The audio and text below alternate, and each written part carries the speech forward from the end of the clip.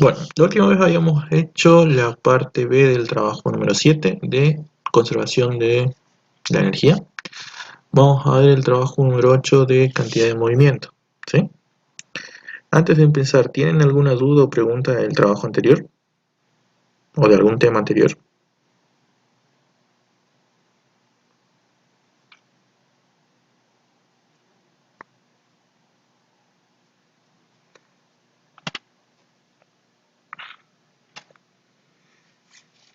Bueno, empezamos con la parte B del trabajo número 8, ¿sí? Cantidad de movimiento lo que hace es analizar, bueno, como bien lo dice, el movimiento de una cierta masa, ¿sí? Entonces nosotros lo que tenemos es una medida del movimiento de un cuerpo, que se calcula como masa por velocidad. Ahora, al igual que la velocidad, cuando hablamos de una cantidad de movimiento estamos hablando de un vector, ¿sí? Eso hace que esto se pueda definir entonces como un vector. Si la cantidad de movimiento es un vector que tiene la misma dirección que la velocidad.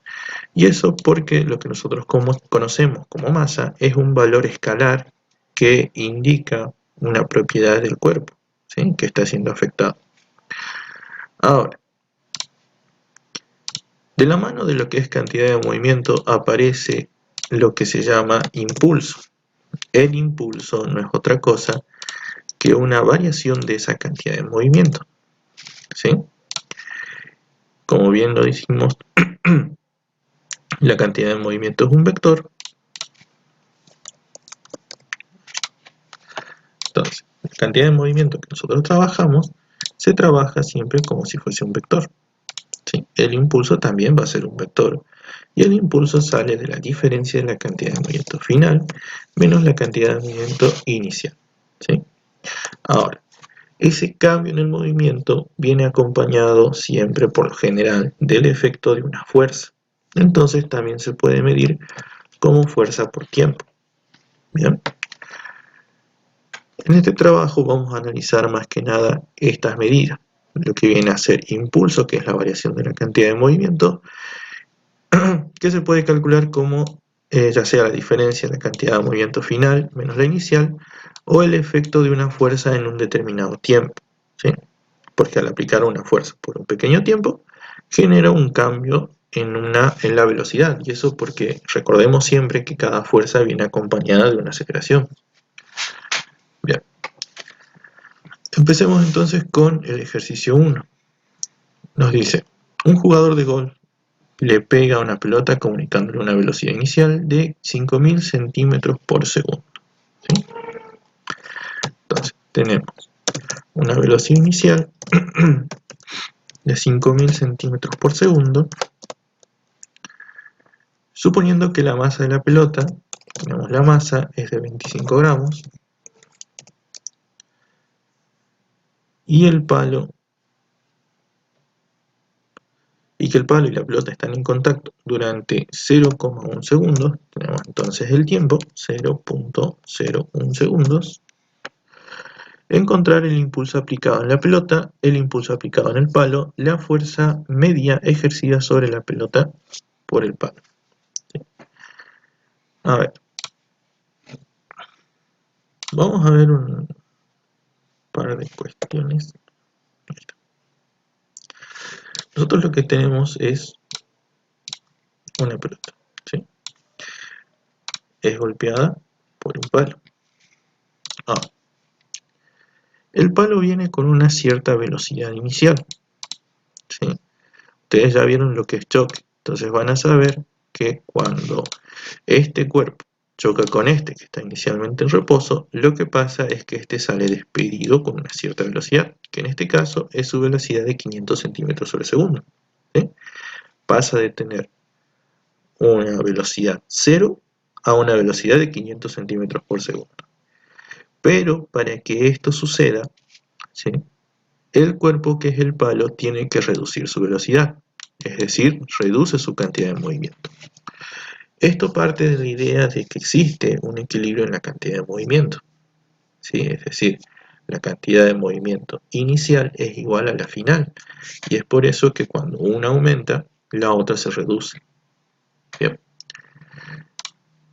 Eso que nosotros estamos analizando acá va de la mano con el impulso, ¿sí? Como dijimos, el impulso es un efecto que se produce por el cambio en la cantidad de movimiento.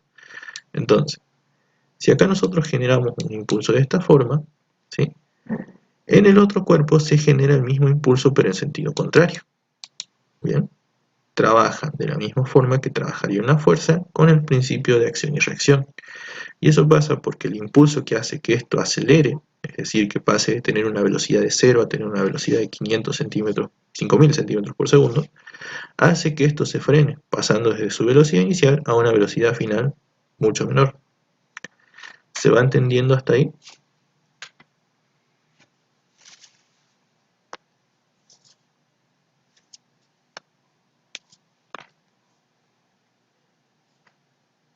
Bien, muy bien.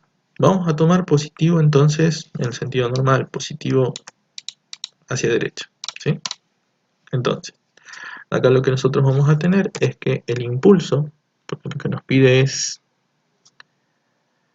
el impulso aplicado en la pelota, va a ser igual a la variación de la cantidad de movimiento, la variación de P.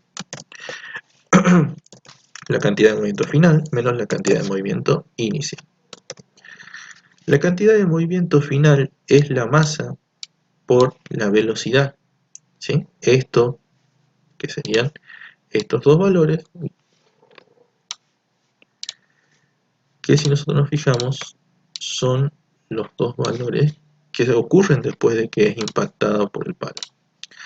Entonces, tenemos una masa de 25 gramos, que son 0.025 kilogramos por una velocidad de 5000 centímetros por segundo, que vienen a ser 5000 dividido 100, que son 50 metros sobre segundo. Todo esto menos la cantidad de movimiento inicial, que es 0. ¿Sí? Y eso porque tiene al principio una velocidad de 0 y por lo tanto al tener una velocidad de 0 su cantidad de movimiento es 0. ¿Cuánto les da entonces eso? Profe, el cero, la velocidad ¿de qué sería? ¿Del palo o de la No, pelota? de la pelota, ¿sí? Porque la pelota parte desde el reposo, ¿bien? Ah, claro.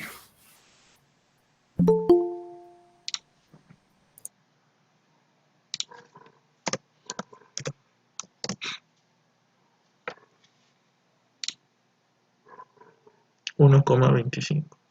A ver.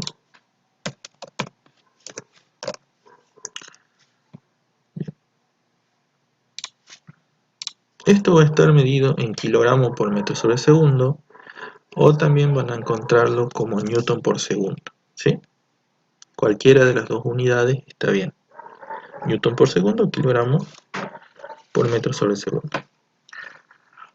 Como dijimos, si el impulso acá es positivo, que es el impulso que sufre la pelota, el impulso que va a sufrir el palo va a ser lo mismo, pero en sentido contrario, ¿no? Entonces va a ser menos 1.25 newton por segundo. ¿Se entendió, chicos?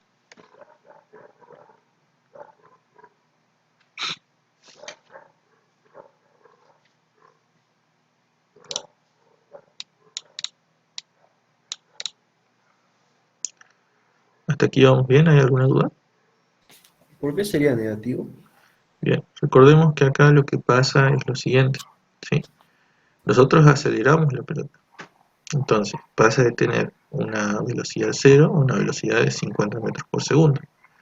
Pero el palo lo que hace es frenarse, ¿sí? Para el palo el impulso es en sentido contrario y eso pasa porque al golpear la pelota pierde velocidad, ¿sí? Entonces, el impulso es la medida que nos indica en cuánto crece o decrece esa velocidad. Como acá crece hacia la derecha, eh, nosotros lo vemos en sentido positivo.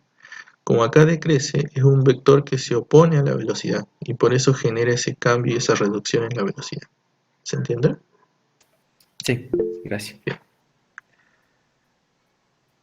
Sí, se le puede poner, o sea, depende mucho de cómo estén trabajando, ¿sí? Por lo general el versor y lo ponemos, pero más que nada cuando estamos trabajando en dos dimensiones. Cuando estamos trabajando en una sola dimensión, no lo ponemos porque no hace falta tanto aclarar que estamos en una sola dimensión, ¿sí? Cuando el choque, o mejor dicho, cuando el movimiento es acá, por ejemplo, en dos dimensiones de este ejercicio número 6, ahí sí tenés que aclarar y poner un versor y un versor j, ¿sí? Eso porque al ser un vector, la cantidad de movimiento la vas a tener que descomponer en ambos ejes. ¿Se entiende?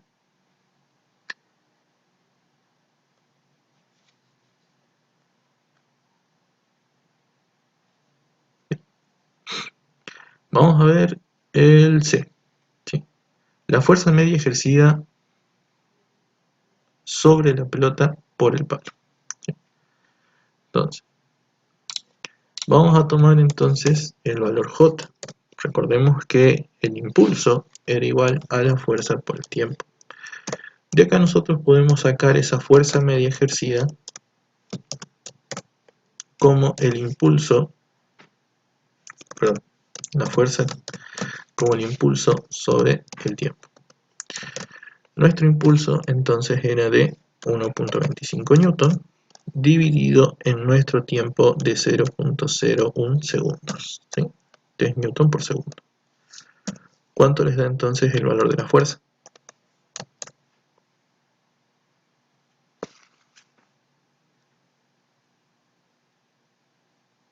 Muy bien, 125.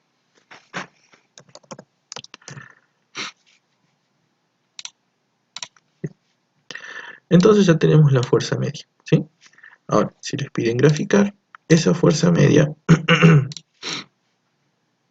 va a estar aquí, en la misma dirección que el impulso y que la velocidad que se generó, ¿sí? ¿Se entiende? ¿Me hay alguna duda hasta acá?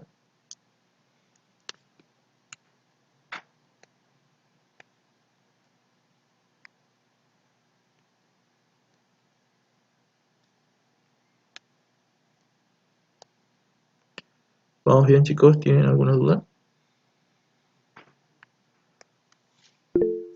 Bien.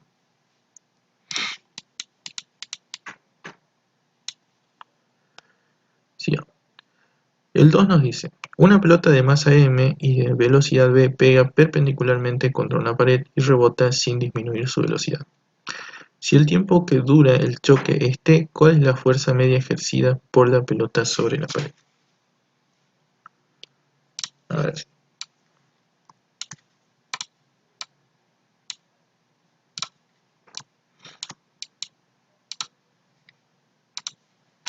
Ahora, si nosotros nos fijamos, acá tiene una velocidad v antes de impactar, ¿sí? Nos dice que la pelota después rebota. Entonces, y rebota sin disminuir su velocidad, ¿sí? Eso quiere decir que al rebotar, esto toma esta dirección, ¿sí? Por eso es la importancia de esto de trabajar con vectores. Si bien este es v, este no disminuye su velocidad, pero esto es menos v, ¿sí? Misma velocidad en sentido contrario. Eso hace que cuando ustedes quieran calcular, por ejemplo, el impulso va a ser igual a la cantidad de movimiento final menos la cantidad de movimiento inicial. Podemos decir entonces que es masa por menos velocidad, ¿sí? Que es este vector de acá, menos masa por velocidad, que es el inicial de acá. Eso hace que la cantidad de movimiento sea igual a menos 2 veces la masa por la velocidad. Hasta ahí vamos bien, ¿se va entendiendo?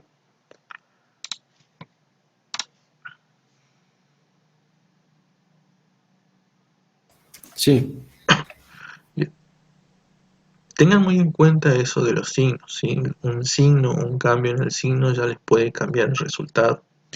Más que nada en esto de cantidad de movimiento, que sí o sí tienen que tener en cuenta cuáles son los sentidos de las velocidades que están considerando, ¿sí? Eso ténganlo en cuenta tanto en este práctico como en el siguiente, que es choques. Ahora, Esa cantidad de movimiento, como dijimos, también es igual a la fuerza por el tiempo. Y de acá podemos decir entonces que la fuerza es igual a la cantidad de movimiento dividida en el tiempo. Por lo tanto, esto va a ser igual a menos 2 veces la masa por la velocidad dividido en el tiempo. ¿Sí? Esa es la ecuación que nosotros podemos establecer de la fuerza. ¿Bien? Sí o sí va a depender de la masa y la velocidad y el tiempo, pero conociendo esos valores ya los podemos reemplazar y calcular. ¿Se entendió?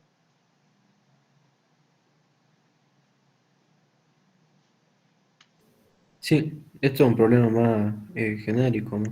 Claro, es un problema más de planteamiento, digamos. No es para solucionar, sino para poner un planteamiento. ¿Sí? Claro. Vamos con el ejercicio 3. Dos bolas A y B de masas diferentes pero desconocidas chocan. A se encuentra inicialmente en reposo cuando B tiene una velocidad v. Después del choque, B tiene una velocidad v sobre 2 y se mueve perpendicularmente a su dirección original.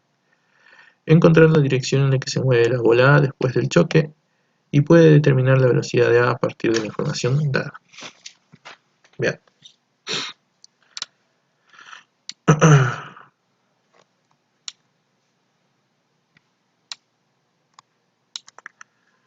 Tenemos, esta se mueve con una cierta velocidad y esta está en reposo. ¿Sí? Entonces, tenemos A se encuentra inicialmente en reposo. Esto es A, esta es B.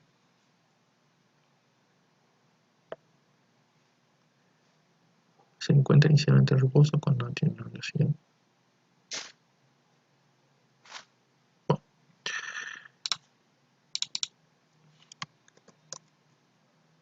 esto sigue su camino, choca aquí y sale despedido de forma perpendicular.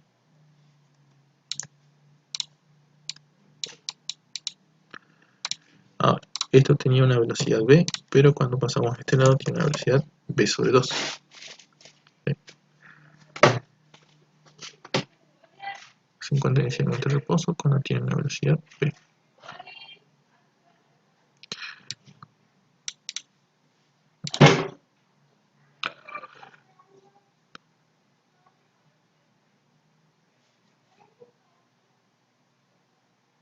Bueno, podemos establecer algunas condiciones, por ejemplo, de lo que viene a ser el... principalmente esto. ¿Sí? Esto tiene una dirección desconocida. Como dijimos, esto, bueno, si bien es del siguiente práctico, acá lo podemos ver y analizar un poco, que es el tema de choques. ¿Sí? En cualquier tipo de choque nosotros tenemos que la cantidad de movimiento inicial del sistema es igual a la cantidad de movimiento final del sistema. ¿Sí? Eso hace que, por ejemplo, yo acá inicialmente, como esto estaba en reposo, no tiene velocidad y por lo tanto este cuerpo no es considerado para el inicial, pero este sí. Y esto va a ser la masa de B por la velocidad V. ¿Sí? Eso es la cantidad de movimiento inicial. Si vamos a la cantidad de movimiento final, vamos a tener que tener algo de cuidado. Y eso pasa porque estos son vectores. ¿Sí? Eso quiere decir que, por ejemplo, esto se descompone en una velocidad en X y en una velocidad en el eje Y. ¿Sí? Siendo este el ángulo alfa que nosotros tenemos que buscar para poder dar la dirección. ¿Se va entendiendo? ¿Hasta aquí vamos bien? Sí, Bien. Entonces, esto lo que hace, ¿sí?, es tener que separar la cantidad de movimiento por eje. Podemos separarlo para el eje X y también hacer lo mismo después con la cantidad de movimiento para el eje Y, tanto inicial como final del eje Y. Entonces, trabajando en el eje X, acá nosotros lo que vamos a tener es que inicialmente, ¿sí?, nosotros tenemos masa de B por la velocidad y de forma final en el eje X es la masa de A por la velocidad que lleva a, ¿sí?, por el coseno del ángulo alfa que estamos buscando. Entonces, acá tengo planteada una ecuación. Voy acá. Para el eje Y, antes del choque, no hay cantidad de movimiento en el eje Y, por lo tanto tengo 0. Y después del choque, tengo la masa de B por la velocidad sobre 2 igual, menos la masa de A por la velocidad de A, que también es desconocida, por el seno del ángulo alfa. ¿Sí? Hasta acá, ¿se entendió el planteamiento de las dos ecuaciones?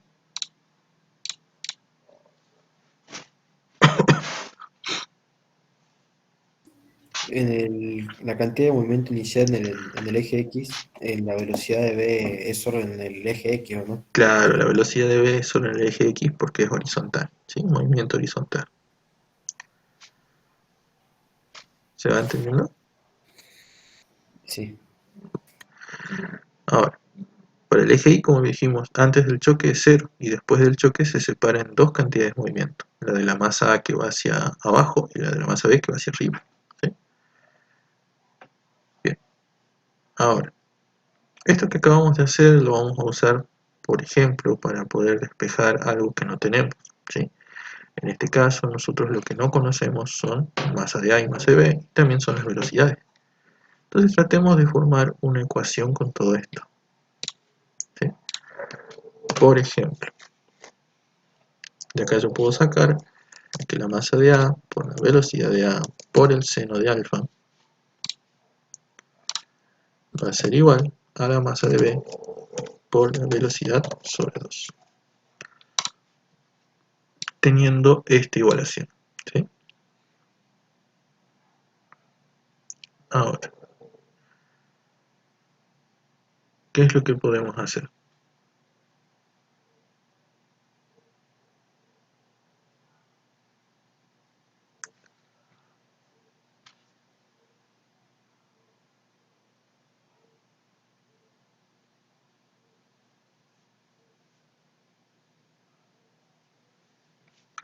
Podríamos despejar, por ejemplo, cualquiera de las variables o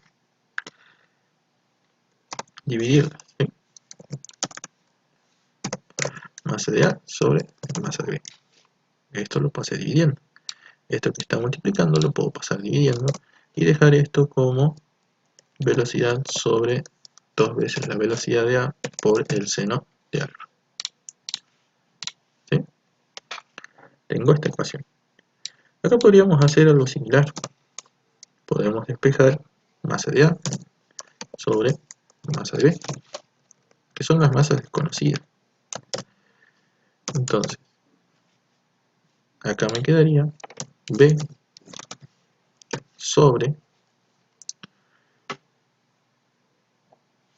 velocidad de A por coseno de alfa. ¿Hasta ahí se entendió?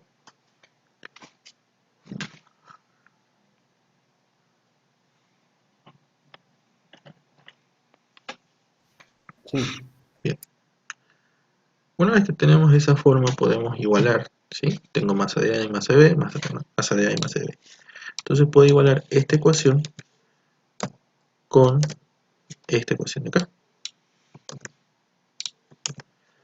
Y ahí, si ustedes se fijan, ¿sí?, podemos empezar con la simplificación. ¿Bien? Por ejemplo, esta velocidad que está acá arriba está multiplicando, puede pasar dividiendo, entonces esto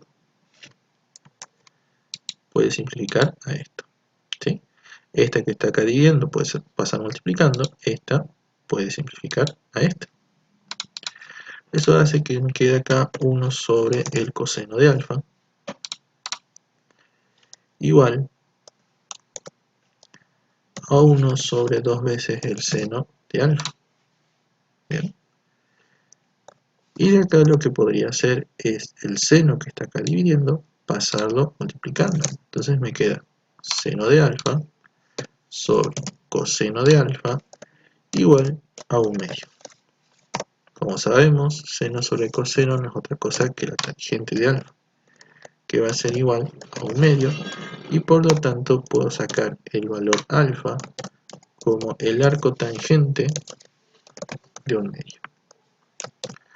¿Cuánto les da eso?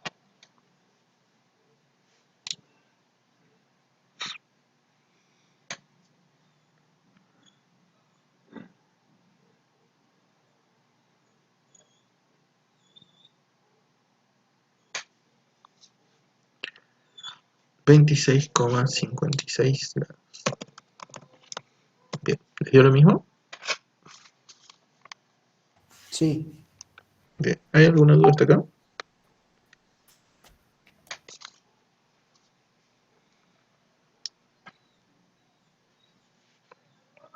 ¿Vamos bien?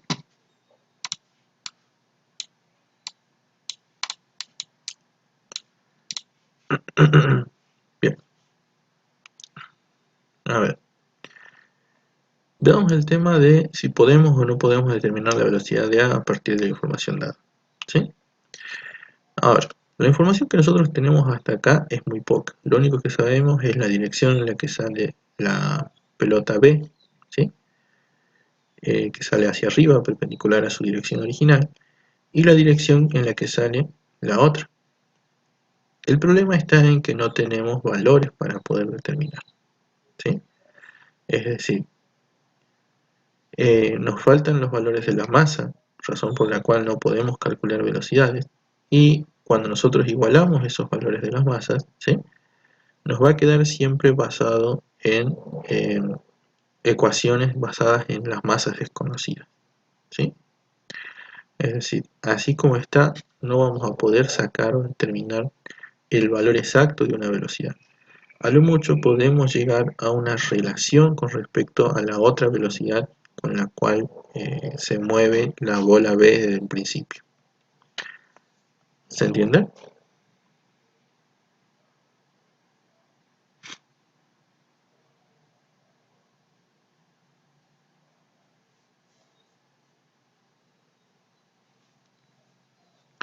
¿Vamos bien, chicos?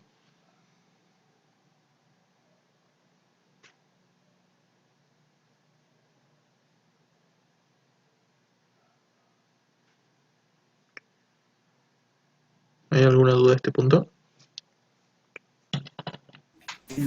Por mi parte, no. Sí se entendió bastante bien. Veamos entonces el siguiente.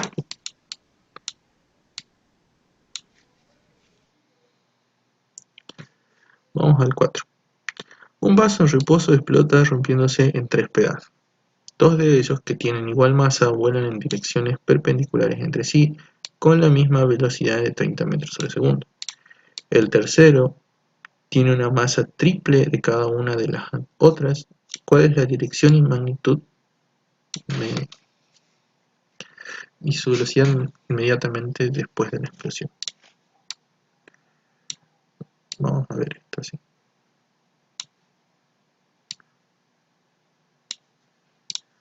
Nosotros sabemos que tenemos 2 pedazos de un vaso que se rompe, ¿sí?, que explota. Uno va en una dirección, no importa cuál, el otro va en una dirección perpendicular a esta. El valor de esta velocidad es de 30 metros sobre segundo y el valor de esta también es de 30 metros sobre segundo. La masa de esta es una masa m y la masa de esta también es una masa m. Y la masa de abajo es una masa 3m. ¿Sí? Entonces, lo que se nos pide es determinar la dirección y sentido de la tercera masa, que sería esta, ¿sí? Ahora, recordemos que el vaso en un principio estaba en reposo, ¿sí? Eso hace que su cantidad de movimiento inicial sea igual a 0, en cualquiera de los ejes, ¿sí?, pues está en reposo. Ahora, como esto se está midiendo en 2 dimensiones, vamos a tener una cantidad de movimiento en el eje X y una cantidad de movimiento en el eje Y. La inicial del eje X va a ser igual a la final del mismo eje X. Si nosotros tenemos una inicial de 0, ¿sí?, la final también tiene que ser 0. Y la final si nos fijamos, es hacia arriba esto, masa, por la velocidad, ¿sí?, de 30 metros por segundo, y hacia abajo esto. Pero en esta no vamos a usar el ángulo, sino que vamos a usar su componente. Una velocidad en el eje Y y una velocidad en el eje X. Va a ser la masa de abajo, 3m, por su velocidad, le pongamos v3, en el eje Y. ¿Se entiende?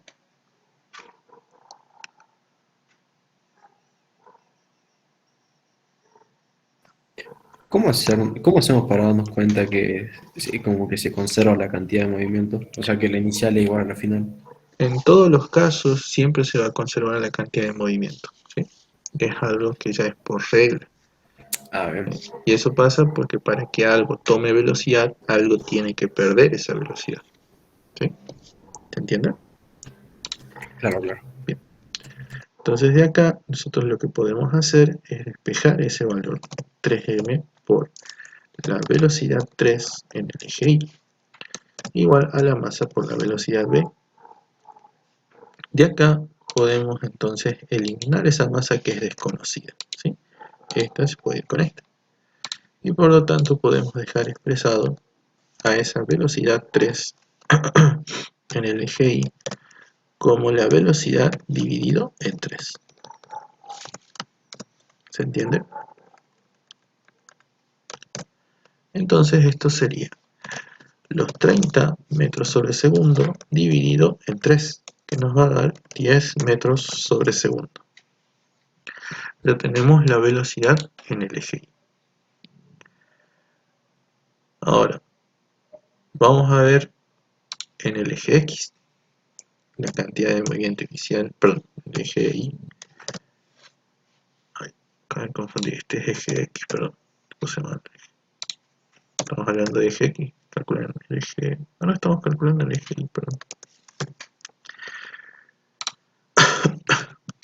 Acá le puso una letra. Vamos a ver entonces en el eje X, ahora sí. Cantidad de movimiento en el eje X. Otra vez, partimos del reposo, porque el base estaba en reposo, su cantidad de movimiento tiene que ser 0. Para el eje X, esta masa va en sentido negativo en el eje X. Entonces la masa menos la masa por D. Y para el eje X, esta va en sentido positivo, más 3 veces la masa por... Es negativo 3m, que lo decía. Sí, es por la dirección que tiene. Y recordad que si consideras positivo hacia arriba, el negativo va a ir hacia abajo. Por eso el negativo de acá. ¿Sí? No por la masa, sino por la velocidad. ¿Se entiende?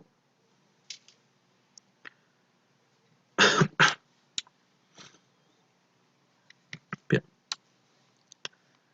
Entonces, como dije, acá nosotros tenemos menos masa por velocidad, porque la velocidad va hacia izquierda, y más 3m por la velocidad de esa tercera masa, ahora en el eje X.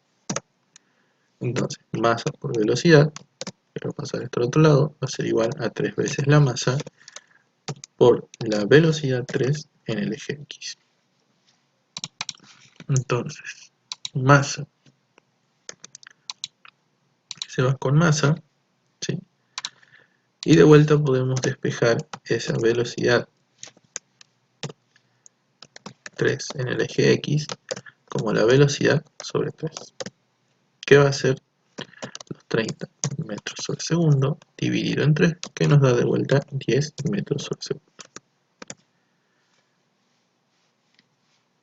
Ahora, teniendo en cuenta eso, nosotros podemos calcular ahora el valor de esa velocidad 3, que lo podemos hacer por Pitágoras, como la raíz cuadrada de la velocidad 3 en el eje X elevado al cuadrado, más la velocidad 3 en el eje Y elevado al cuadrado. Entonces esto va a ser igual a la raíz cuadrada de 10 metros sobre segundo elevados al cuadrado más 10 metros sobre segundo elevados al cuadrado. ¿Cuánto les da eso?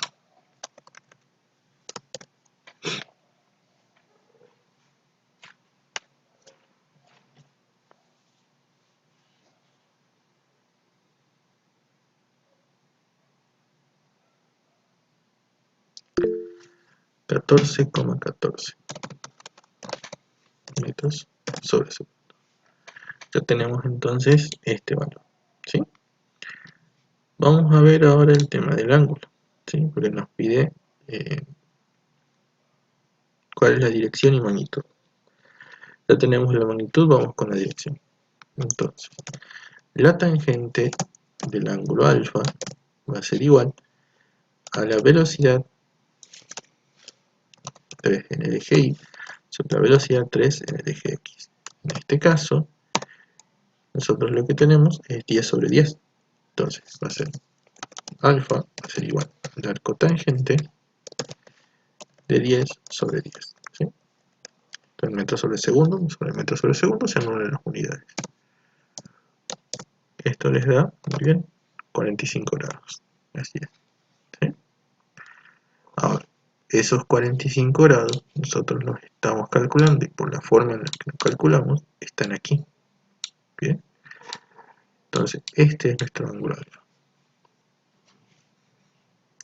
Cuando ustedes calculen la dirección, también hagan el dibujo. Pueden dibujar que es así, ¿sí?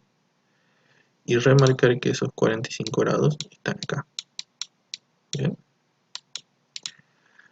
O lo que pueden hacer es sacar el ángulo completo de la vuelta completa, que sería alfa igual a 360 menos 45.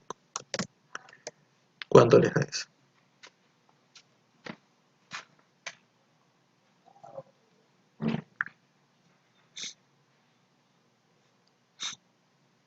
$315. Muy bien, 315 grados.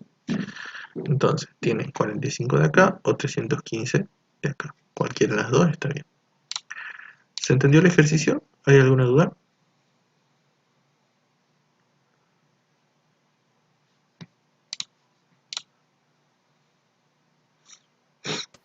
Profe, entonces en el ejercicio de cantidad de movimiento siempre planteamos esa conservación. Sí, O sea, siempre partimos de eso. claro.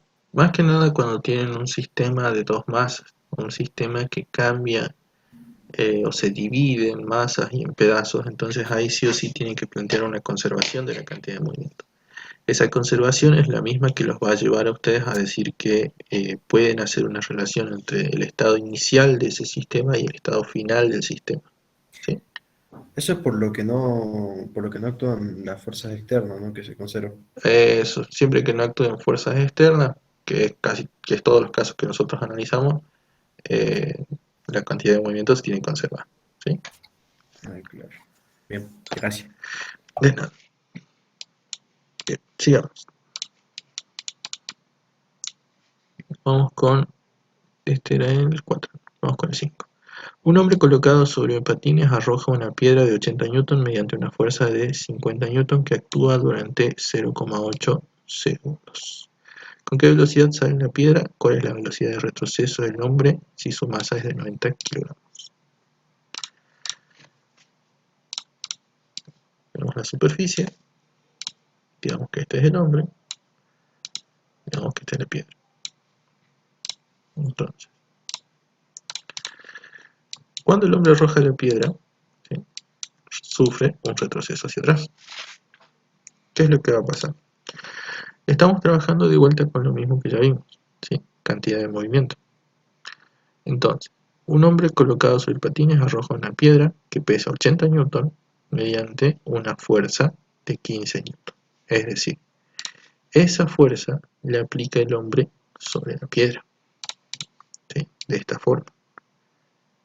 Ahora, por principio de acción y reacción, la piedra aplica la misma fuerza sobre el hombre. ¿Bien? Eso hace que la piedra salga en un sentido y que el hombre salga en sentido contrario. no con la misma velocidad, pero sí con la misma cantidad de movimiento, ¿sí? Van a tener entonces cantidades de movimientos diferentes. ¿Cómo lo hacemos? A ver, planteamos primero, por ejemplo, el estado de la piedra, ¿sí? La cantidad de movimiento inicial de la piedra es igual a 0 porque está en reposo. Tanto el hombre como la piedra estaban en reposo. Solo estamos analizando la piedra. La cantidad de movimiento final de la piedra va a ser igual a la masa de la piedra, ¿sí?, por la velocidad que lleve la piedra. Ahora, de esto nosotros también podemos sacar su impulso, ¿sí? Es decir, el impulso generado por este cambio, que es J, es igual a la fuerza por el tiempo, que va a ser igual a la cantidad de movimiento final menos la cantidad de movimiento inicial. Entonces, ese impulso es la fuerza. Acá ya nos dice que se aplicó una fuerza de 15 newton por un tiempo de 0.8 segundos. Y va a ser igual a la cantidad de movimiento final, que es la masa de la piedra por la velocidad de la piedra, menos la inicial, que es 0 porque estaba con una velocidad 0 de reposo, ¿sí? Eso hace que yo de acá pueda sacar el tema de la velocidad de la piedra. Esa velocidad de la piedra va a ser igual entonces a los 15 newton por los 0.8 segundos dividido en la masa de la piedra.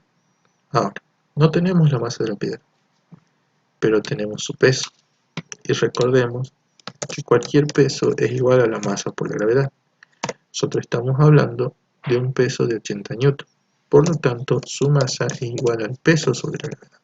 Serían entonces 80 newton dividido 9,8 metros sobre segundo,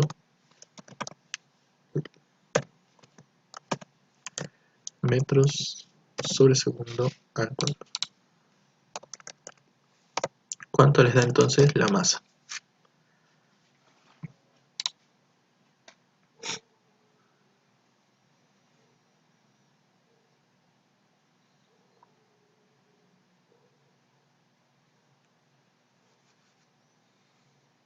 Bien, 8.16 kilogramos. Esta masa es la masa que nosotros teníamos acá, que es la masa que va a dividir acá, 8.16 kilogramos. ¿Cuánto les da entonces la velocidad de la piedra?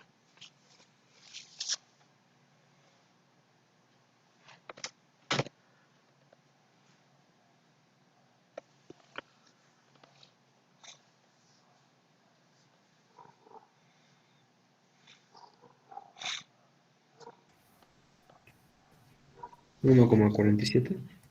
1,47 metros sobre segundo. Bien, ¿hasta acá hay alguna duda?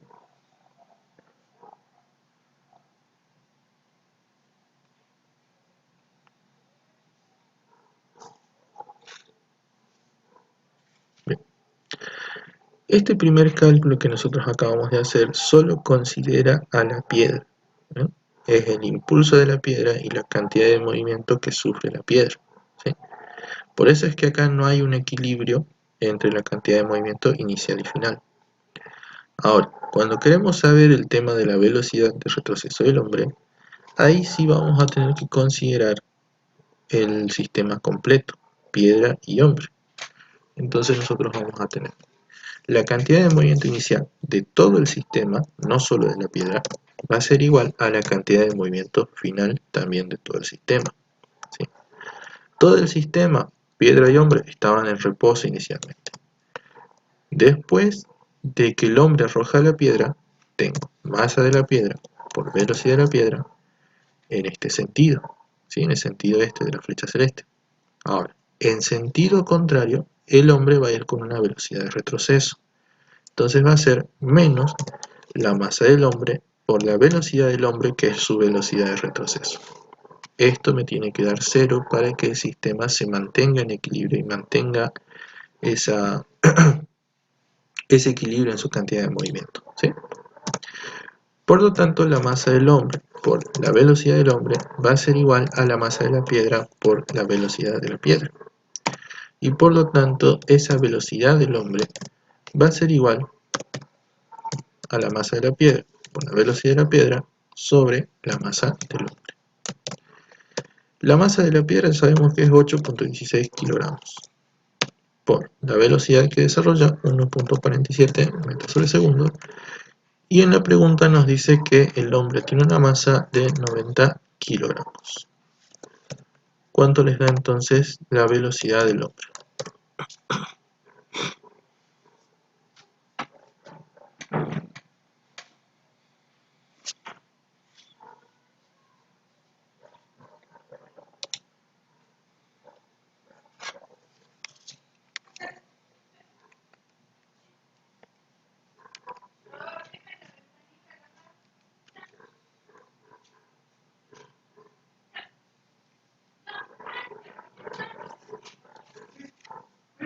Bien, 0.13 metros sobre segundo.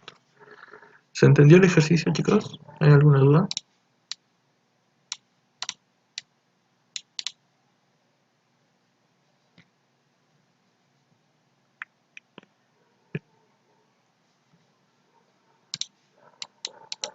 Sigamos. El 6. Con un taco se golpea una bola de billar ejerciendo una fuerza de 50 newton durante un tiempo de 10 milisegundos. Si la bola tiene una masa de 0,20 kilogramos, ¿qué velocidad tiene después del choque?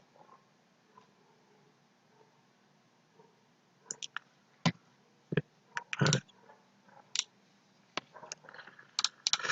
Nosotros tenemos entonces impulso es igual a la variación de la cantidad de movimiento, que es la cantidad de movimiento final menos la cantidad de movimiento inicial. ¿Sí? Ese impulso a su vez es fuerza por tiempo, igual a la cantidad de movimiento final menos la inicial. Nosotros cuando tenemos, digamos, este cuerpo, que es golpeado por un taco, lo que hace es generarle desde el reposo una cierta velocidad, ¿sí? Que hace que cambie su cantidad de movimiento. De acá nosotros tenemos que la masa de la bola de billar es de 0,20 kilogramos. El tiempo de contacto nos da en 10 milisegundos, ¿sí? Que esto, si ustedes lo dividen en 1000, les va a dar su equivalente en segundos, que sería 0.01 segundo, ¿sí? ¿Puede ser?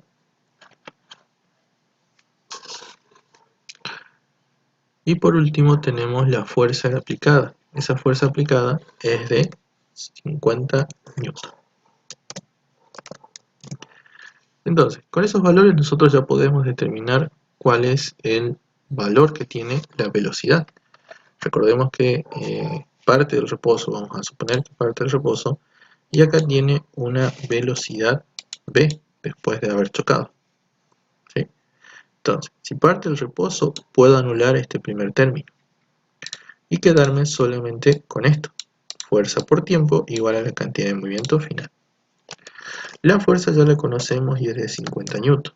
El tiempo, que son 0.01 segundos, y va a ser igual a la cantidad de movimiento final, que es masa por la velocidad desconocida, ¿sí? La masa también la conocemos y es de 0,20 kilogramos. Por lo tanto, esa velocidad desconocida con la que sale la bola de billar es de 50 newton por un tiempo de 0.01 segundos dividido en 0,20 kilogramos. ¿Cuánto les da entonces la velocidad?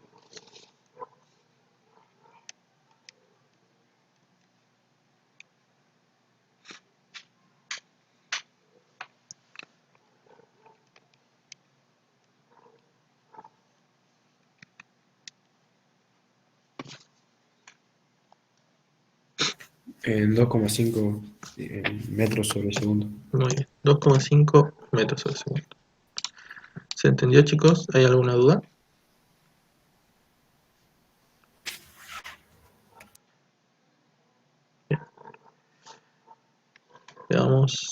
7. En el 7 nos dice una bola de billar de masa M de 0,25 kilogramos, 0,250 kilogramos.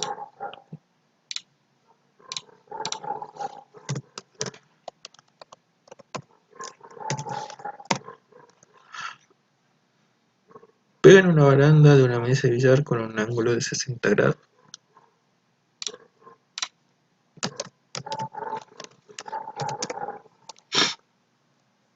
Y una rapidez de 27 V1 igual a 27 metros sobre segundo. De acá nos dice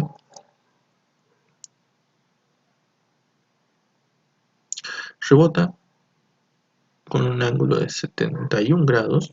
¿Sí? Tenemos quita 2 y una rapidez de V2 de 10 metros sobre segundo. Si el contacto entre la bola y la baranda es de 0,15 segundos, en tiempo, calcule la magnitud y dirección de la fuerza ejercida por la baranda sobre la bola. Bueno, lo que nos pide entonces es la fuerza. Vamos a tener en cuenta justamente el dibujo que nosotros tenemos acá, que esto me parece un poco raro. Bueno, esto debería ser algo así.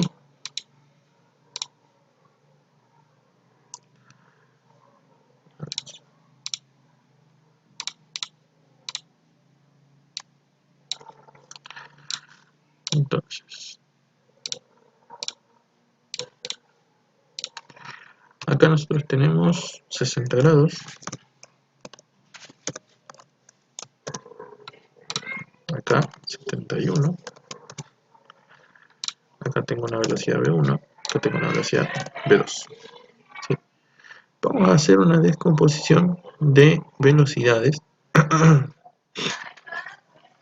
para ver qué es lo que sucede, ¿sí? Entonces, por ejemplo, tengo V1x, que va a ser V1 por el seno de 60 grados, ¿sí? Entonces, V1 en el eje X va a ser V1, que era de 27 metros sobre segundo, por el seno de 60. ¿Cuánto les da eso?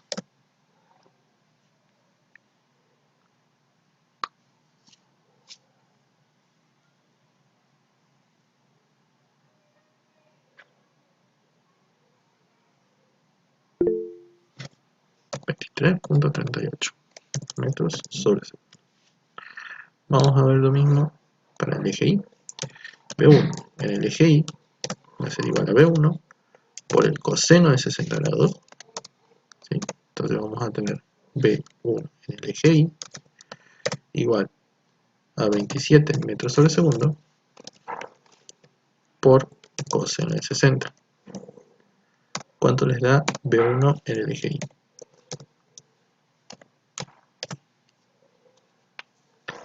13.5. Muy bien. Listo. Tenemos V1 descompuesto, ¿sí? Esto antes de que choque con la baranda. Vamos con después de que choque con la baranda. Vamos a tener V2 en el eje X, que va a ser el valor V2 por el seno de 71 grados.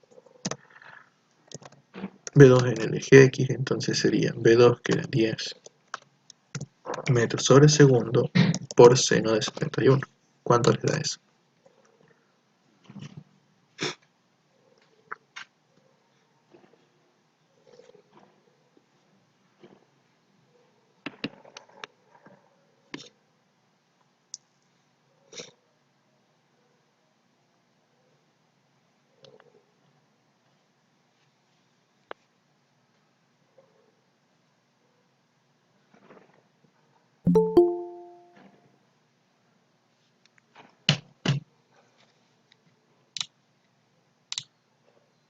9,45.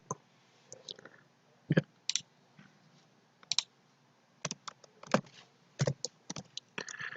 Vamos a ver B2 en el eje Y. ¿Sí? B2 en el eje Y es B2 por el coseno de 71. Entonces vamos a tener B2 en el eje Y igual a los 10 metros sobre segundo por coseno de 71. ¿Cuánto les da eso?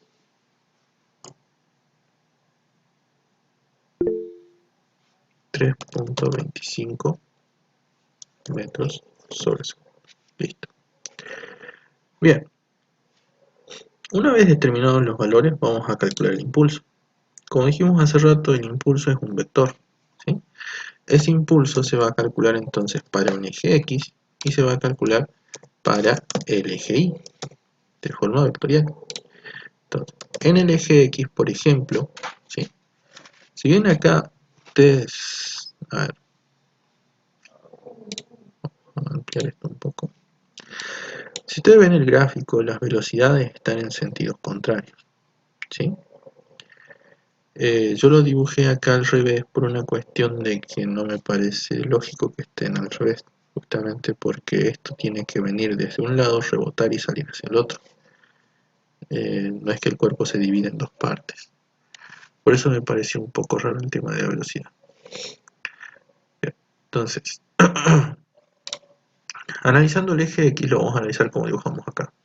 Nosotros lo que vamos a tener entonces es cantidad de movimiento final en el eje X, que es la velocidad 2, ¿sí? Que no va a ser toda la velocidad 2, sino va a ser la velocidad 2 en el eje X, ¿sí? Y la inicial, que va a ser la velocidad 1, también en el eje X. Entonces va a ser esa cantidad de movimiento del eje X es la masa por la velocidad 2 en el eje X, menos la inicial, que es la masa por la velocidad 1 en el eje X, ¿sí? Esa es la cantidad de movimiento que nosotros tenemos. Ahora, ya tenemos los valores, podemos calcular entonces el valor de este impulso en el eje X. La masa, sabíamos que era de 0,25 kilogramos, la velocidad 2 en el eje X, 3,25 metros sobre segundo, menos la masa, otra vez 0,25 kilogramos, por la velocidad 1 en el eje X, perdón, este es el eje Y, el eje X era 9,45. 23,38 la velocidad 1. 23,38 metros sobre segundo. ¿Cuánto les da el impulso en el eje X?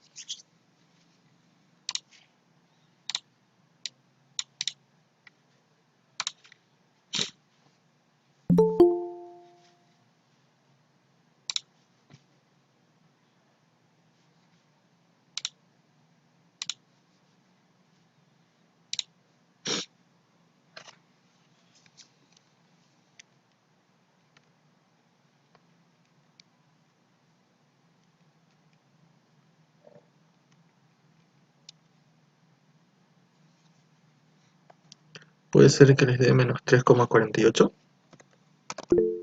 Eso, muy bien. ¿Sí? Esto en newton por segundo. Listo. Ya tenemos este primer valor. Vamos con el eje Y. En el eje Y vamos a ver que cuando nosotros descompongamos, ¿sí? Esta es hacia abajo, ¿sí? Y esta hacia arriba. Entonces, en este eje Y nosotros vamos a tener la final, que es la masa por la velocidad 2 en el eje Y, menos la inicial, que es la masa por la velocidad 1 en el eje Y. Con la diferencia que esta velocidad al ir hacia abajo es negativa. ¿Ven? Si bien nosotros acá calculamos los resultados, nunca tuvimos en cuenta en estos resultados si era hacia arriba o hacia abajo. Acá ya estamos viendo que esta es hacia abajo y por lo tanto acá lo ponemos negativo. Entonces, el impulso en el eje Y va a ser igual a la masa 0.25 kilogramos por la velocidad 2 en el eje Y de 3.25 metros sobre segundo menos la masa 0.25 kilogramos por menos la velocidad 1 13.5 metros sobre segundo. ¿Cuánto les da el impulso en el eje Y?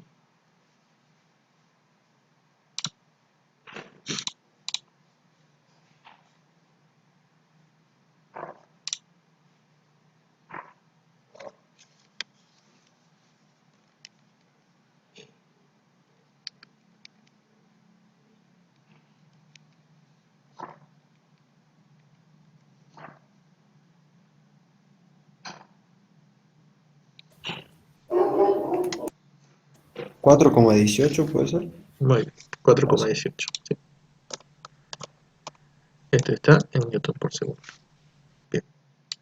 Podemos armar acá un solo vector impulso. ¿Sí? Ese vector impulso, ahí lo podemos escribir como 3 menos 3.48 y más 4.18 j, es decir, escribirlo en los versores.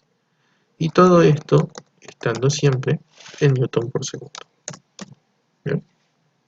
Ese sería el impulso de forma vectorial en sus versores. Ahora, vamos a ver el tema de la fuerza. Como dijimos, el impulso es fuerza por tiempo. Eso quiere decir que este vector que nosotros obtuvimos acá también tiene que ser igual a fuerza por tiempo. De esto nosotros ya conocemos que el tiempo era de 0,015 segundos. ¿Sí? Igual a este vector que nosotros tenemos. Entonces la fuerza va a ser igual a el vector dividido en 0.015 segundos. ¿Sí? Podemos entonces repartir y ver que es menos 3.48 0.015 dividido 0.015 eje Y más 4.18 dividido 0.015 en J. Segundo y segundo se cancelan, todo esto nos va a quedar entonces en Newton. ¿Cuánto les dan los resultados de esta división?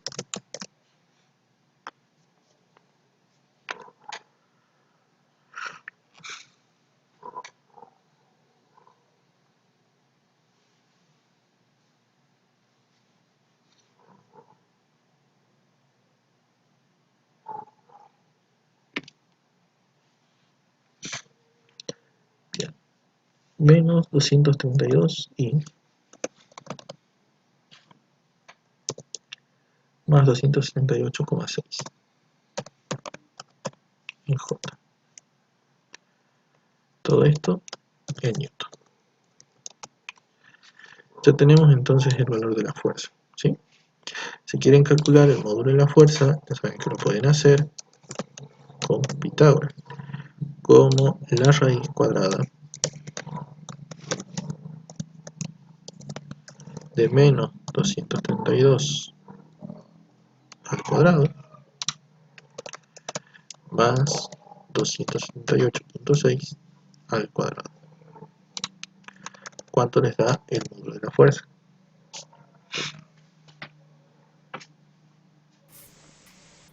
$362,55. Muy bien. Esto es Newton. Y por último, podemos calcular su ángulo, ¿sí? La tangente del ángulo alfa va a ser igual a la fuerza en el eje Y sobre la fuerza en el eje X. Entonces, alfa va a ser igual al arco tangente de la fuerza en Y sobre la fuerza en X.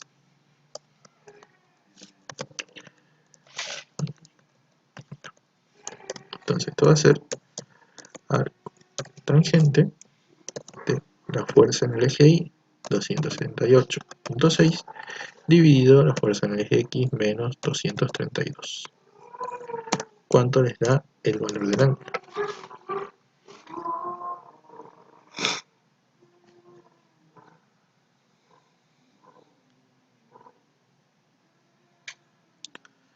129,7. Muy bien. Y ese es el valor del ángulo que nosotros tenemos. ¿Se entendió, chicos? ¿Hay alguna duda hasta ahí?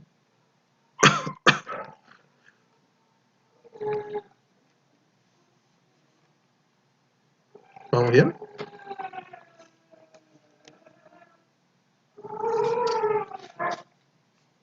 Bien.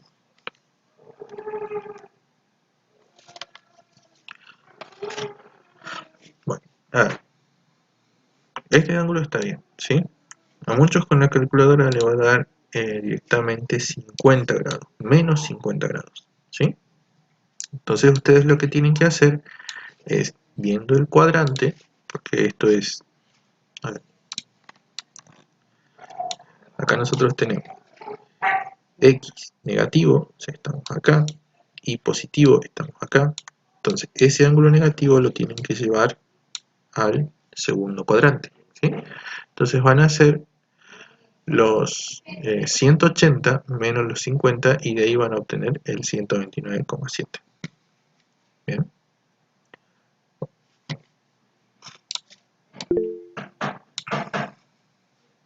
Siempre revisen eso, que el ángulo esté y corresponda con el cuadrante en el que tiene que estar la fuerza, ¿sí? Siempre revisen bien eso. Bueno, vamos al 4. Perdón, el 8. Encuentra el centro de masa de un conjunto de 4 cubos idénticos uniformes apilados como se muestra en la figura.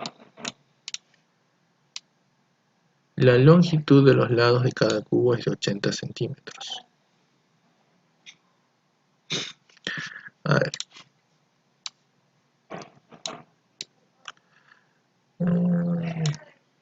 Nos pide centro de masa.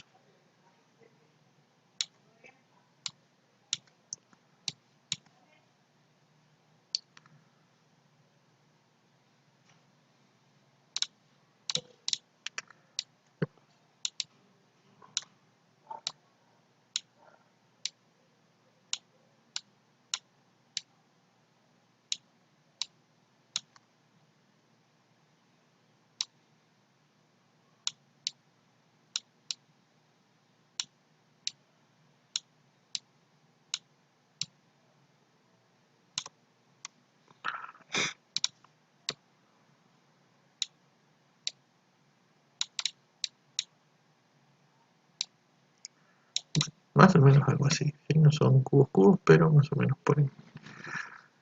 A ver. Ahí buscamos otra opción.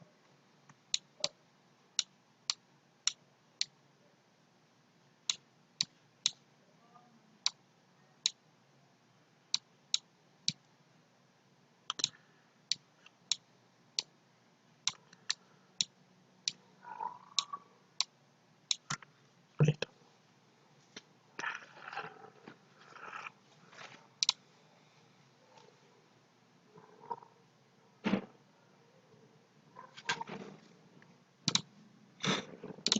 Bueno, acá tenemos 0, acá tenemos D y acá tenemos 2D. Acá tenemos D para este de acá atrás, de acá tenemos 2D. Acá tenemos D y acá tenemos 2D. Ahora, el tema de estos cubos es muy parecido a lo que es determinar el centro de masa o el centro de gravedad de un cuerpo uniforme, ¿sí? Nosotros trabajamos con cuerpos que eran uniformes, trabajamos mucho con lo que es el área, ¿sí? En esto, que son cubos, vamos a trabajar con lo que es volumen, ¿se entiende? Entonces, vamos a tener distintas medidas. Por ejemplo, si bien acá están todos con el mismo color, esto es un eje, este de acá es otro eje diferente, ¿sí? Y este de acá es otro eje diferente. Entonces tenemos tres ejes diferentes, el eje X, el Y y el Z. Entonces ustedes lo que van a tener que hacer es ir imaginando, ir determinando cómo se calcula el volumen cada cubo, ¿sí? Si es un cuerpo uniforme, ¿sí? El peso equivalente lo pueden ubicar, o el centro de masa de ese cuerpo va a estar siempre en su centro, ¿sí? Entonces, si nosotros tomamos como referencia un solo cubo,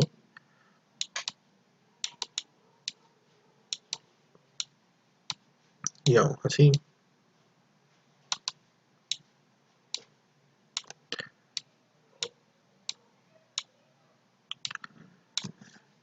el centro de masa va a estar ubicado siempre en su centro, entonces podemos trazar sus diagonales, ¿sí? Y vamos a ver que esto tiene un centro acá, entonces ahí está su centro de masa, ¿bien? ¿Dónde va a estar? Si esto tiene, por ejemplo, acá nos dice que tiene 80 de lado, va a estar entonces a 40 de este lado y a 40 de altura. Al ser un cubo es la misma medida y es la mitad de cada uno de los lados. ¿Se va entendiendo?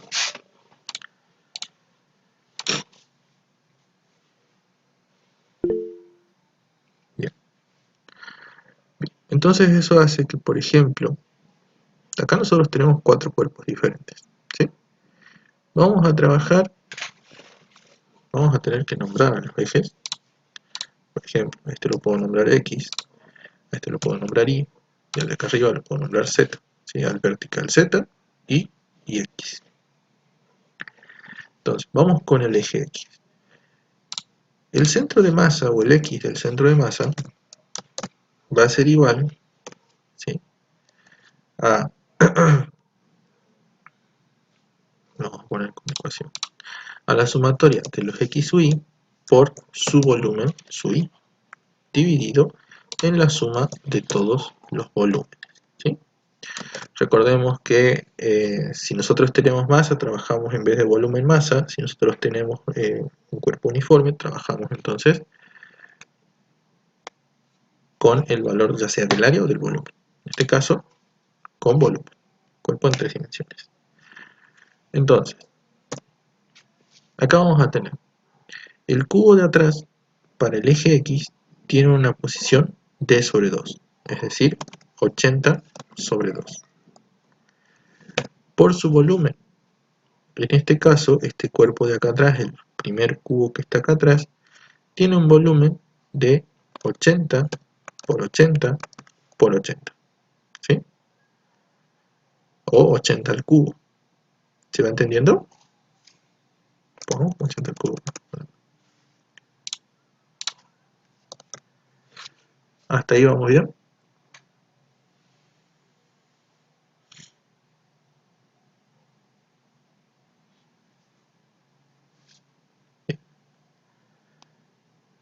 Ahora, vamos, ya terminamos con este cubo de acá en su posición X. Vamos al de adelante.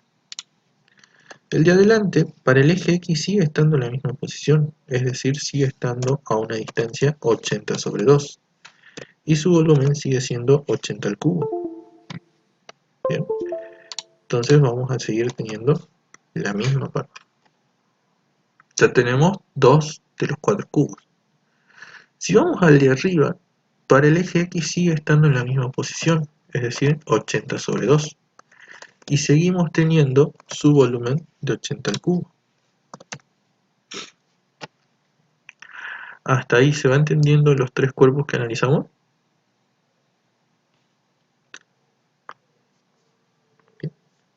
Ahora, el que va a cambiar va a ser el tercero, es decir, el que está en esta parte de acá. ¿Bien? Y eso pasa porque su centro de masa no está en 80 sobre 2, está en 80 más 80 sobre 2. ¿Sí? Entonces ahí cambió la posición y acá lo que nosotros tenemos es más 80 más 80 sobre 2, una distancia más la distancia sobre 2. Y el volumen sigue siendo el mismo, 80 al cubo. Hasta ahí ya analizamos los 4 cubos que nosotros teníamos, ¿sí? Y los vamos a dividir en la suma de todos los volúmenes, 80 al cubo más 80 al cubo más 80 al cubo más 80 al cubo, que son 4 veces 80 al cubo. ¿Cuánto les da el X del centro de masa?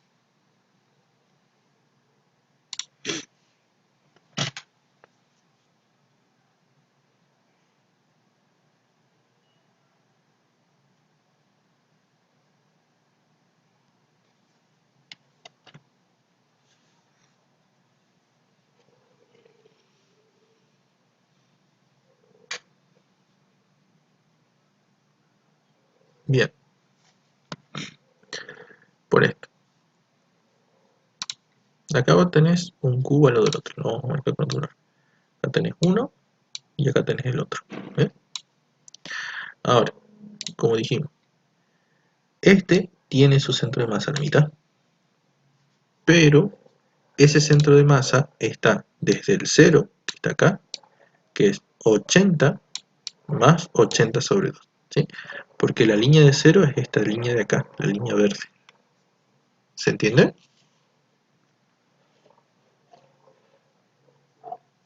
Bien.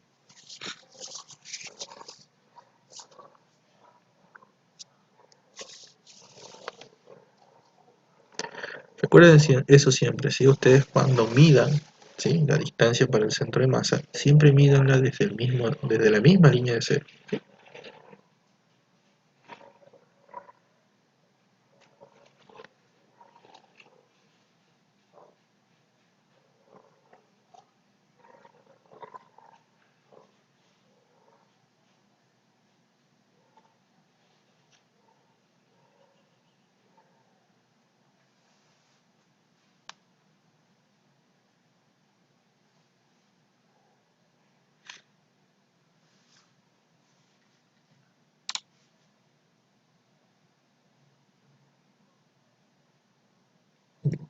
Quedó 60. Bien. Puede ser, ¿sí? Eso va a pasar porque si bien ustedes tienen 80 sobre 2, ¿sí?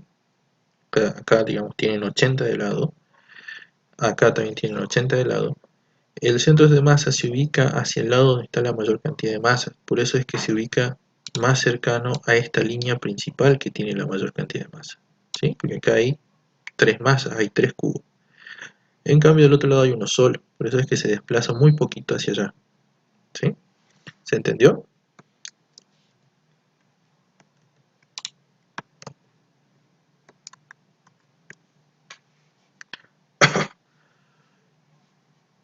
Bien. Avancemos con el eje Y. Muy bien. Vamos con el Y del centro de masa. Ese Y del centro de masa otra vez va a ser igual a la sumatoria de los valores, ahora, I sub I por el volumen sub I. ¿Sí? Recordemos que estamos calculando acá con volumen. Dividido en la sumatoria de los volúmenes B sub I. Ahora, como los volúmenes son iguales, más allá de que acá los expresamos con números, también los podemos expresar solo como B. Vamos a ir analizando estos 3 cuerpos que están acá atrás sobre esta línea, ¿sí?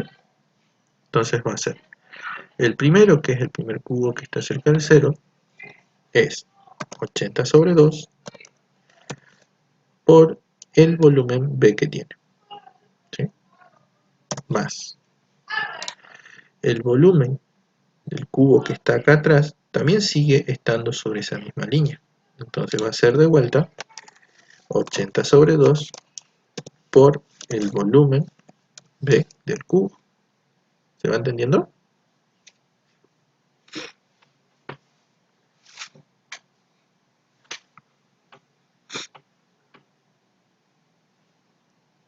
Ahora, el que está en la parte de arriba también está en la misma línea horizontal, ¿sí?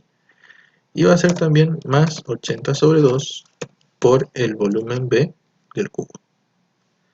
Y por último, este que está más adelante ya no tiene una distancia de 80, ¿sí?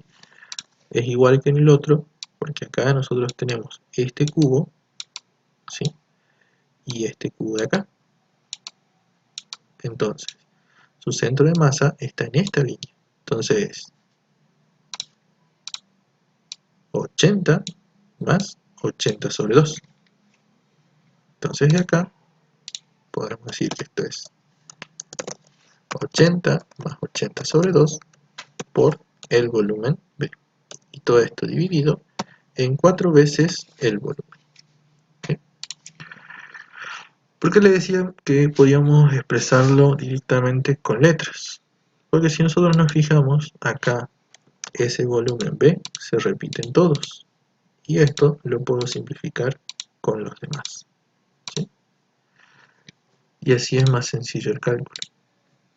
¿Cuánto les da entonces el I del centro de masa?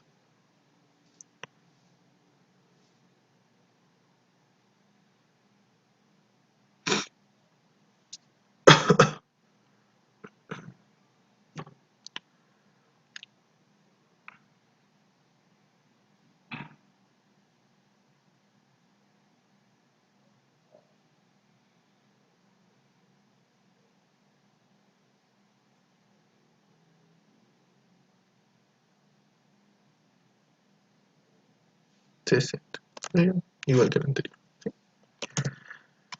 Ahora vamos con Z. El Z del centro de masa. Otra vez va a ser la misma ecuación. ¿Sí? La sumatoria de los Z sub I por los valores de volumen B sub I dividido en la sumatoria de los volumen B sub I. Ahora, para analizar Z solamente vemos este eje de acá. Y acá vamos a tener 3 cubos, ¿sí?, que están al mismo nivel, que es el cubo de adelante, el de atrás y el del costado. Entonces, esos 3 tienen la misma componente 80 sobre 2 por el volumen B. ¿Sí?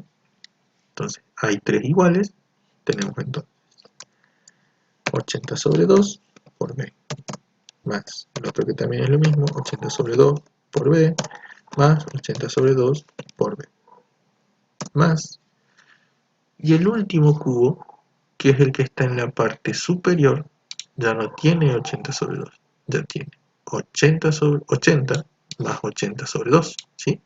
Igual que en los anteriores, su centro de masa está ubicado a la mitad y por eso es la suma del lado del de abajo más la mitad del de arriba. Entonces, 80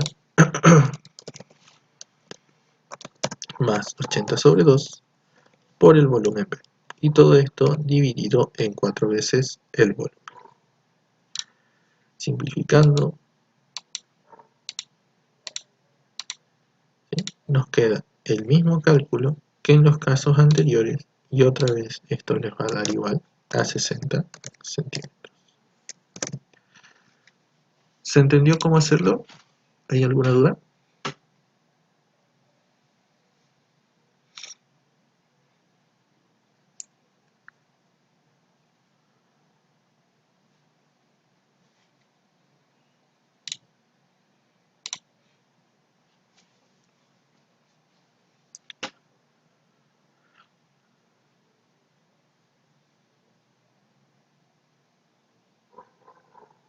¿Tienen alguna duda, chicos?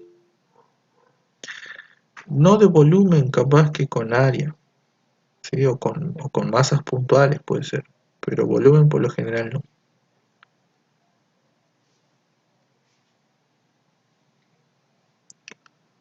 Capaz que algo como 9.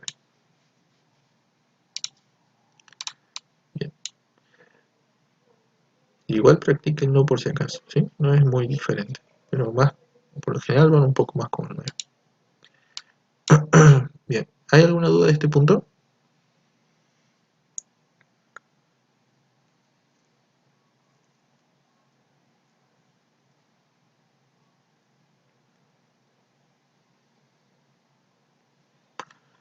Vamos a ver el 9.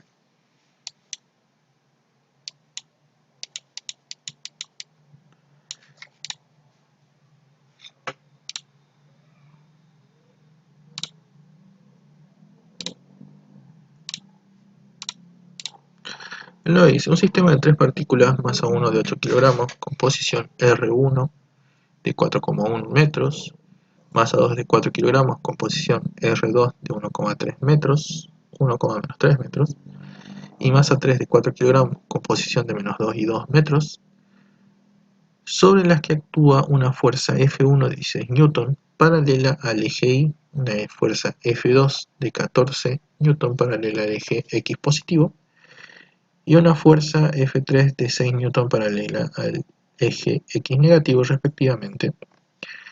Encontrar la posición del centro de masa del sistema, la aceleración del centro de masa y la dirección de la fuerza resultante.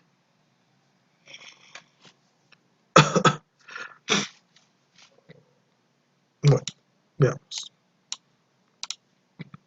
Primero pide posición. Entonces tenemos una masa 1 que es igual a 8 kilogramos con una posición R1 que es igual a 4,1. Esto está en metros. Una masa M2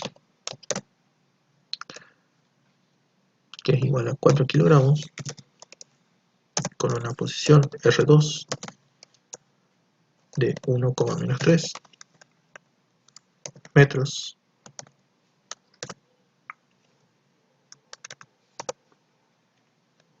y una masa M3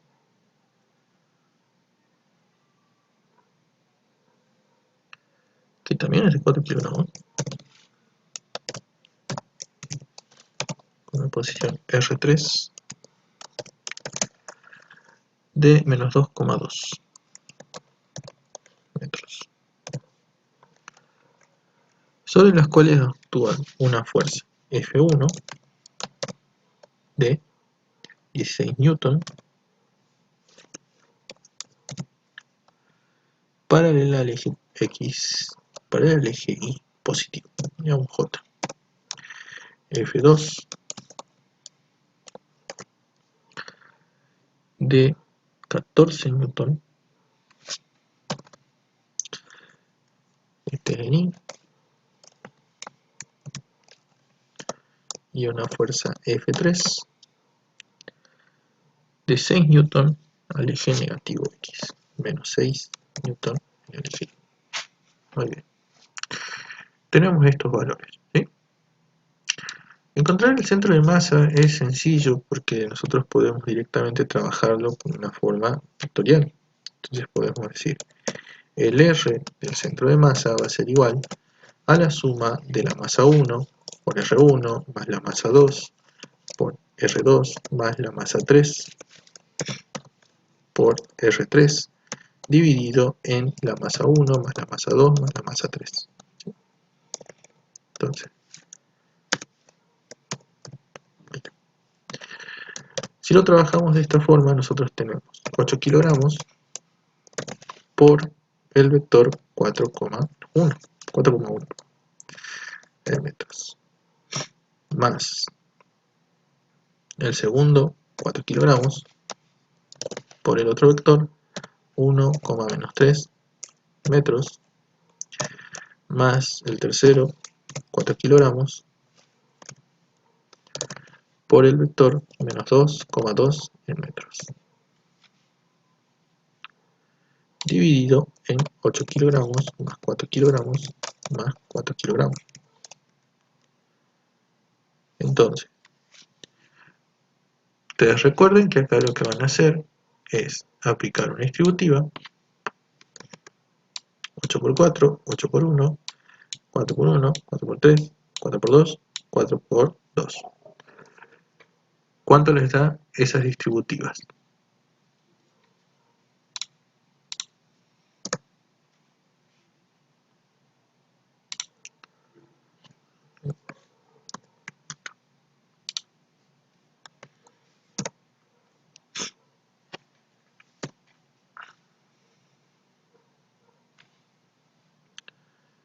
Esto les va a dar, por ejemplo, 32,8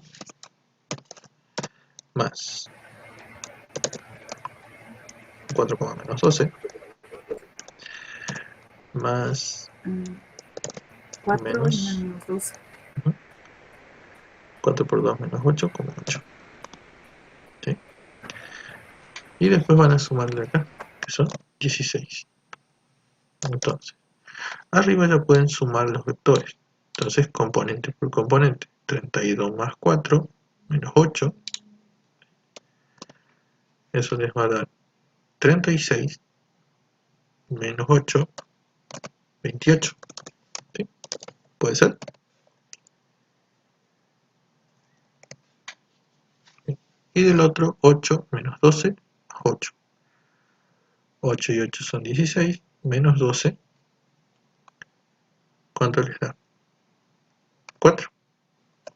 Todo esto dividido en 16. Muy bien. Y por último, ya hacen la distribución. Entonces, el vector R del centro de masa les va a dar como 28 sobre 16, coma, vamos a poner un positivo, 4 sobre 16. ¿Sí? De esta forma. Todo esto en metros. Ahora, esto ustedes lo pueden simplificar. ¿Cuánto les da simplificado 28 en 16?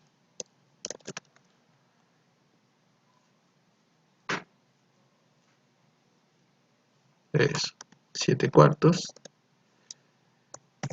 y el otro 1 cuarto. ¿Sí? Todo esto en metros. Muy bien. Y ese es nuestro vector posición para el centro de masa. ¿Se entendió?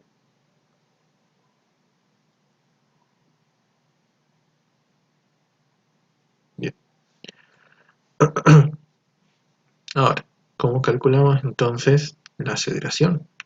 Tenemos una masa, tenemos una fuerza, nosotros sabemos que si es la única fuerza, entonces podemos sacar el valor de la aceleración. Y eso pasa con fuerza es igual a masa por aceleración. ¿Sí? Por lo tanto, la aceleración va a ser igual a la fuerza sobre la masa. Entonces, en el caso del primer cuerpo, la aceleración 1 va a ser igual a la fuerza 1, 16 newton, en el eje Y, 16 newton J, dividido su masa de 8 kilogramos. Esto nos da entonces 16 dividido 8, 2 en el eje J también, pero esto en metros sobre segundo al cuadrado.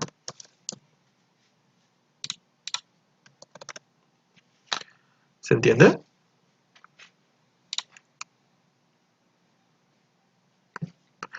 Vamos a ver la segunda masa. ¿Sí? Entonces, la aceleración 2 va a ser igual. ¿Y qué es lo que vamos a tener? La segunda fuerza, ¿sí? La fuerza F2. Esa fuerza es de 14 newton en I, dividido en la masa de 4 kilogramos. ¿Sí? Lo dejamos como 14 sobre 4, entonces, en metros sobre segundo. ¿Sí? Esto también en el eje Y, y esto en metros sobre segundo elevado al cuadrado. Muy bien, entonces la aceleración 3 nos da 3,5, que va a ser menos 6 dividido también en 4, ¿sí? 6 newton en el eje Y, dividido en 4 kilogramos, que es menos 3,5 en metro sobre segundo al cuadrado. Muy bien. Ahora, esto ya está en sus versores, ¿sí? Podemos trabajar con la ecuación de la aceleración del centro de masa, que viene a ser lo mismo que el propio centro de masa, solamente que cuando nosotros hacemos masa por R, en vez de R usamos aceleración. Masa por aceleración, más masa por aceleración, más masa por aceleración. ¿Sí? Masa 1, aceleración 1. La aceleración 3 no es 1,5. Ah, sí, 1,5. Tiene razón. Listo. Masa 1, aceleración 1, masa 2, aceleración 2, masa 3, aceleración 3, dividido masa 1 más masa 2 más masa 3. Tenemos todas las aceleraciones, podemos directamente calcular la aceleración del centro de masa. Entonces, masa 1, 8 kilogramos, por aceleración 1, aceleración 1, 2 en J, ¿sí? En metros sobre segundo. Más masa 2, 4 kilogramos, por la aceleración 2, 14 sobre 4 en I. También la misma unidad, metros sobre segundo al cuadrado, ¿sí?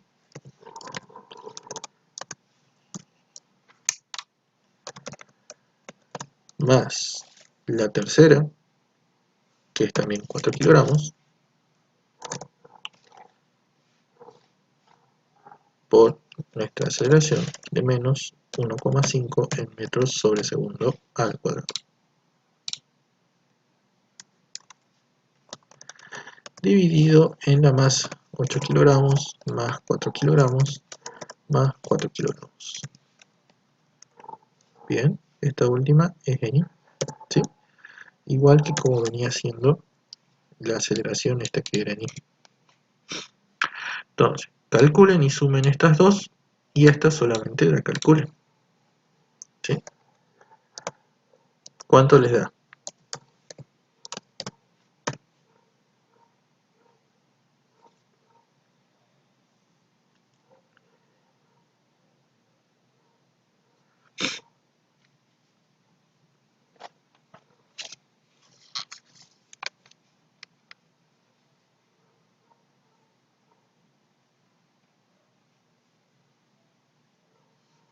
Me da 0,5 en I más 1 en J, la aceleración. Eso. 0,5 en I más 1 en J. Bien. Profe, la ¿Sí? aceleración del centro de masa también se puede calcular con la fuerza resultante igual a la masa total del sistema por la aceleración sería, ¿no?, del centro de masa. Claro, ¿sí? Pueden calcularlo así, porque acá ustedes masa por aceleración, masa por aceleración, masa por aceleración es fuerza. Entonces directamente pueden usar acá también las fuerzas, ¿sí? Ah, claro. Entonces al usar las fuerzas hacen el promedio con las masas. Bien. ¿Se entendió, chicos? ¿Hay alguna duda? Sí, se entendió. Bien. Ya tenemos la aceleración del centro de masa. Ahora, la última, la dirección de la fuerza resultante. La dirección de la fuerza resultante es, digamos, la que nos va a dar esto también. Bien. A ver, nosotros cuando trabajemos con esta aceleración y la fuerza tienen la misma dirección siempre.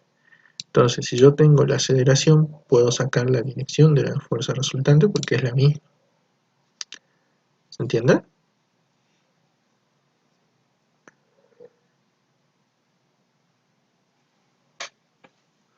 Y eso lo vamos a ver siempre, por ejemplo, desde la parte de fuerza es igual a masa por aceleración, ¿sí? De acá la fuerza es un vector y la aceleración es un vector.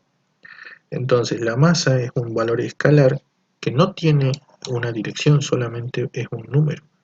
Por eso es que la fuerza y la aceleración siempre tienen la misma dirección.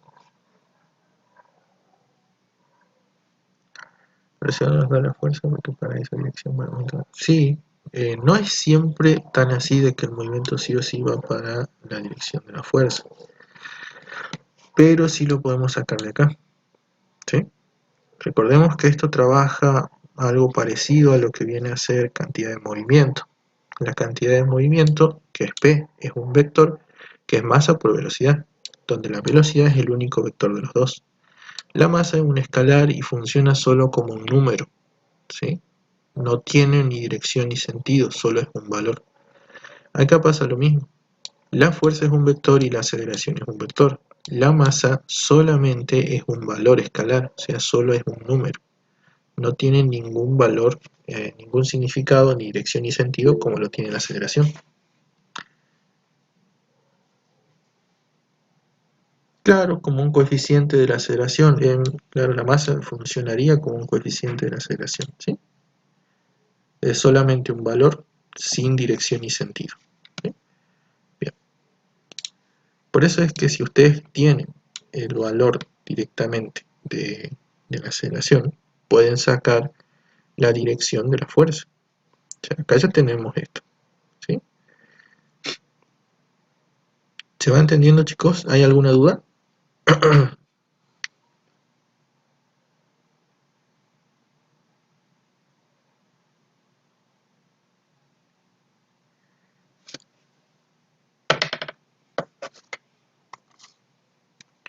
¿Vamos bien hasta acá?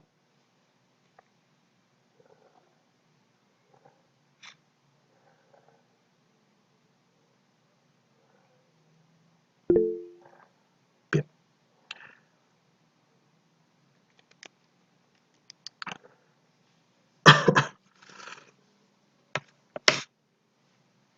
Bien.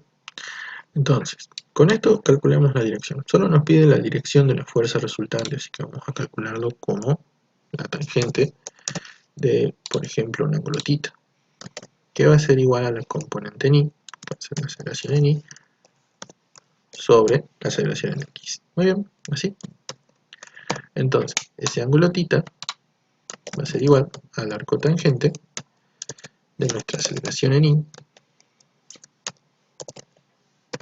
que era de 1 dividido en 0.5. ¿Cuánto les da entonces el valor de ese ángulo?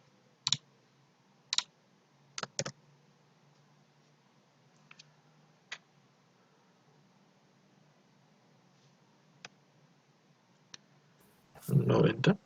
63,43. Ahí está mejor, 63,43. Creo que pusiste tangente. Bien, ten cuidado con eso. Capaz que pusiste algo tangente de 0. Bien. ¿Se entendió, chicos? ¿Hay alguna duda?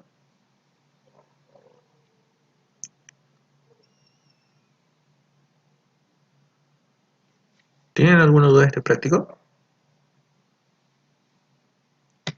¿Acá se terminó el práctico? Sí, esta es la parte del práctico. No está tan... Creo que los otros dos que vimos estaban más difíciles. Sí, los otros dos son más complejos, más que nada porque tienen que entender el planteamiento de la fuerza y de lo que va, tienen que entender el planteamiento de la energía y del equilibrio de la energía, ¿sí? Claro, hay un poco más de razonamiento. Acá capaz que lo que complica un poquito puede ser lo de, a mí por lo menos, lo de cantidad de movimiento. Sí, traten siempre de plantear eso, practiquen bien eso porque es lo que les va a servir para el trabajo 9 que es choque, ¿sí? Todo lo que ustedes trabajen con choque sí o sí va acompañado de justamente ese equilibrio en la cantidad de movimiento, ¿bien? Bueno, estos ejercicios de choque son un poquito más largos y son choques que por lo general toman el parcial. Uno de esos es este es un ejercicio de examen, ¿sí? Entonces, y lo mismo que esto que es péndulo balístico, y esto que es un poco de equilibrio también con energía.